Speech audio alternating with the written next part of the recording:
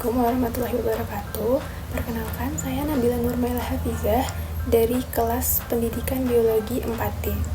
Hari ini saya akan mengidentifikasi dan menjelaskan secara detail salah satu alat yang biasa digunakan dalam praktikum ekologi. Nah, alat tersebut bernama hand refractometer. Berikut adalah penjelasan secara lebih detailnya. Berikut adalah gambar alat hand refractometer yang saya ambil dari literatur. Nah, alat hand refractometer ini adalah alat ukur optik portable yang biasanya digunakan untuk mengukur indeks bias suatu larutan, yang kemudian larutan tersebut akan dikonversi menjadi nilai konsentrasi zat terlarut tertentu, misalnya itu gula, garam, atau protein. Nah, alat ini itu sering digunakan di laboratorium biologi, kimia, pertanian, dan lain-lain. Alat hand refractometer ini termasuk ke dalam alat laboratorium non-digital atau manual. Kategorinya itu termasuk alat instrumen analitik. Nah, fungsi dari hand refractometer ini apa sih? Fungsinya secara umum yang pertama itu dia bisa untuk mengukur indeks bias larutan. Yang kedua, dia bisa menentukan konsentrasi zat yang terlarut. Kemudian dia bisa mengukur kadar gula dan mengukur kadar garam, serta dia juga bisa untuk mengukur kadar protein atau zat terlarut tertentu. Nah, kemudian penggunaan dari alat hand refractometer ini itu berbeda-beda tergantung pada bidang penelitiannya. Nah, pada bidang penelitian biologi sendiri itu, alat ini biasa digunakan untuk mengukur kadar gula pada buah. Gunanya itu untuk menentukan tingkat kematangan dari buah tersebut. Yang kedua, bisa juga untuk menganalisis hasil dari panen suatu tanaman, entah itu panennya baik atau tidak. Dan bisa juga untuk mengukur kandungan zat terlarut dalam cairan tanaman.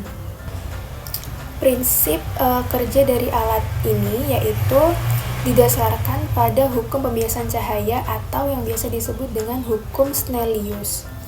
Jadi, ketika cahaya melewati dua medium dengan kerapatan berbeda, misalnya itu seperti kaca prisma dan larutan sampel, cahaya itu akan dibiaskan. Besarnya pembiasan itu tergantung pada indeks bias larutan tersebut. Jadi, semakin tinggi konsentrasi zat terlarut, maka semakin tinggi indeks bias dan juga semakin besar sudut pembiasan cahaya. Nah, indeks bias itu dipengaruhi oleh beberapa contohnya yaitu konsentrasi zat terlarut, jenis zat, dan juga suhu larutan. Struktur atau bagian-bagian dari alat ini, yang pertama itu ada prisma. Nah, prisma ini gunanya adalah tempat sampel untuk diteteskannya suatu larutan. Nah, yang kedua itu ada penutup prismanya atau cover plate-nya, itu digunakan untuk meratakan sampelnya. Kemudian ada skala pembacaan, itu tuh berfungsi untuk menunjukkan nilai konsentrasinya. Kemudian ada lensa okuler, gunanya untuk melihat dari hasilnya. Dan ada skrup kalibrasi, itu gunanya untuk mengatur nol sebelum penggunaan. Nah, kemudian cara penggunaan dari alat hand refractometer ini, yang pertama itu bersihkan prismanya terlebih dahulu, kemudian kalibrasi dengan aquades hingga dia menunjukkan angka 0. Kemudian teteskan sampel pada prismanya dan tutup prisma tersebut, kemudian arahkan ke sumber cahaya. Kemudian skalanya akan terlihat melalui lensa yang ada pada alat tersebut. Nah, kemudian adalah kelebihan dan kekurangan dari alat ini.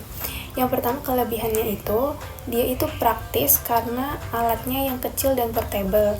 Kemudian dia itu cepat untuk memberikan hasilnya, dan dia tidak membutuhkan listrik untuk yang alat manualnya.